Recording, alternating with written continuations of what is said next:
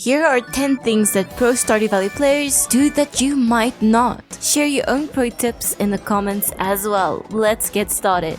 When booting up a brand new playthrough, we are really stuck with the crops that we can afford. And to be honest, most crops are only good at best. The truth is that almost every Stardew Valley player will eventually get a ton of ancient fruit because it's the most reliable way for big money. The problem with ancient fruit is that they take forever to set up. They might be reliable money makers, but getting to that point can take some time. That's why you should always, and I mean always, spend all of your time in the regular mines defeating as many bugs as you possibly can. Bugs and insects have a tiny chance of dropping an ancient fruit seed, but we can easily defeat tons of them and almost guarantee an early ancient fruit seed. The earlier you get that seed, the better. Setting up an ancient fruit kingdom takes a lot of time, so just get a seed on the 5th day of a brand new playthrough. Easy, right?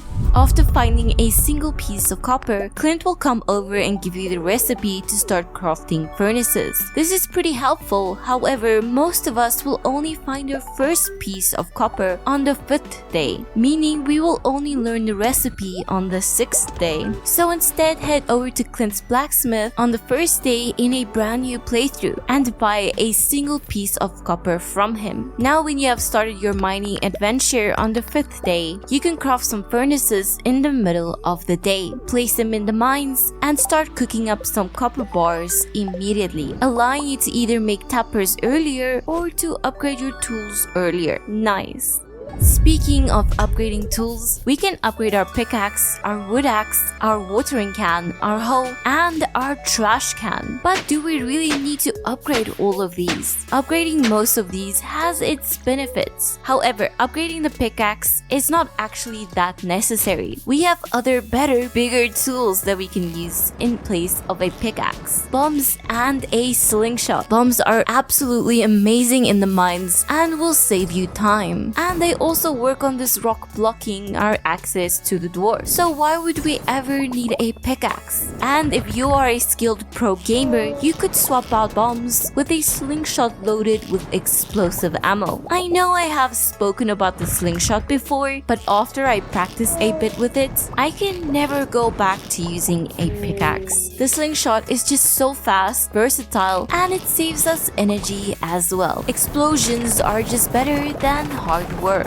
Watering crops is tedious, takes a lot of time, and prevents you from doing other things in the game. Sprinklers. Get sprinklers. Of course, you probably already knew that you should be prioritizing sprinklers, but there is something really interesting about sprinklers. Did you know that Iridium sprinklers are not actually that much better than quality sprinklers? Firstly, quality sprinklers are only 7% less effective than Iridium sprinklers. I know that sounds absolutely ridiculous, but the math checks out. And secondly, quality sprinklers are absurdly easy to craft when compared to Iridium sprinklers. They don't require Iridium bars and they don't require battery packs. If you put your mind to it, you could grind in the regular mines and craft hundreds of quality sprinklers really easily, like way easier than you expect. You could easily craft enough quality sprinklers to fill up your entire farm really early into a playthrough. It's worth it.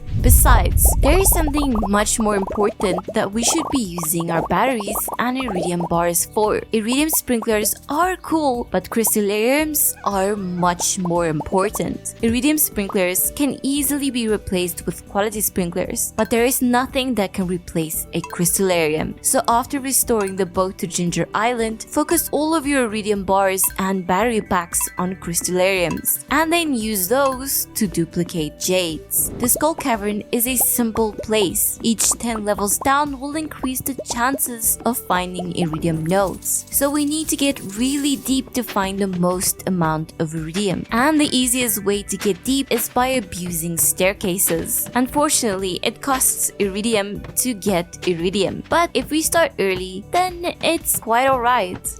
If you have been playing this game as long as I have, you know that your little character walks around so slow, like really slow. And after you have reached the end game, we always have speed buffs. It feels even slower without them. This is why I always focus on getting coffee as early as possible. I don't even care if it's a bad use of money, but I will go to Gus and spend a fortune on coffee so that I can run around the valley at an appropriate speed. I also tend to dedicate some of my crystallariums to only duplicate rubies, because you can just trade those rubies in for a spicy eel at the desert trader, and the speed buff from that stacks with your coffee. Don't be slow, be fast. Channel your inner speed demon.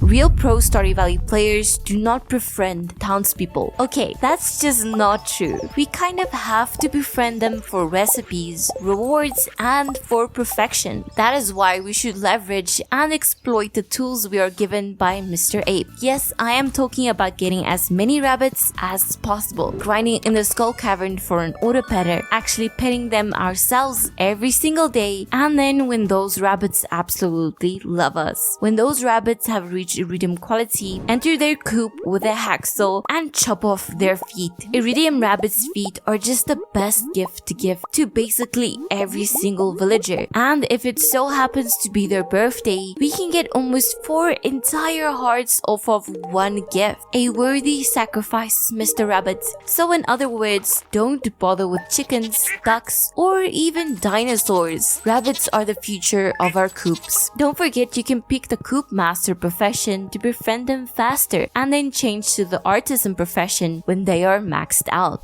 There are so many great weapons in Stardew Valley. Swords are the most reliable since they attack fast and they have a nice wide swing. Daggers are great if you're really good at the game, but these weapons are just not it. Nope, swords and daggers are not worth our time, because hammers are just that much better. Hammers have this special ability that hits the ground and does some good damage, but we can abuse this by spamming the regular attack with the special attack animation to absolutely obliterate any enemy that dares approach us. Hammers make combat in Stardew Valley way too easy. Perfect. Don't forget that the game only saves when you sleep, and if something doesn't go your way, you can easily just reset the day and start all over again. I know that many people do this if something really bad happens, like if they die in the mines or destroy their things with a bomb, but you can reset for less extreme reasons, like an unlucky skull cavern run, for example. Here's a simple one. If you need something for the museum, like a dwarf skull, head into the mines, hoe the dirt, and then unhoe the dirt with a pickaxe, and repeat until you get what you want. Don't leave it to chance, just get it right now.